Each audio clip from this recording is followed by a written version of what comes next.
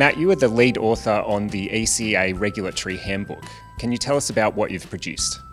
The energy regime is notable for its complexity and also its impact on most consumers and households in Australia. So what we've tried to produce is a document that will act as a roadmap to the entire regime. What that means is that somebody, say a consumer or a consumer advocate with no previous knowledge of the energy regime, will have a meaningful understanding of it after reading the handbook.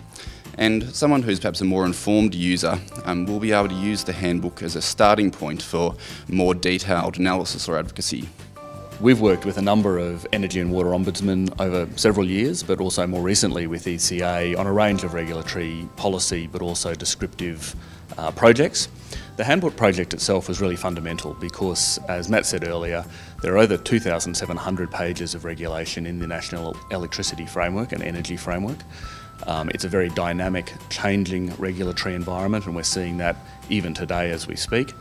The purpose of the handbook was to take together a team of about 6 people here at Maddocks, together with a group of people at ECA, and really try and get a primer into the energy regulation framework that is useful both for consumers and people acting on consumers' behalf, but also for people looking at the policy and at higher level legal impacts of the framework.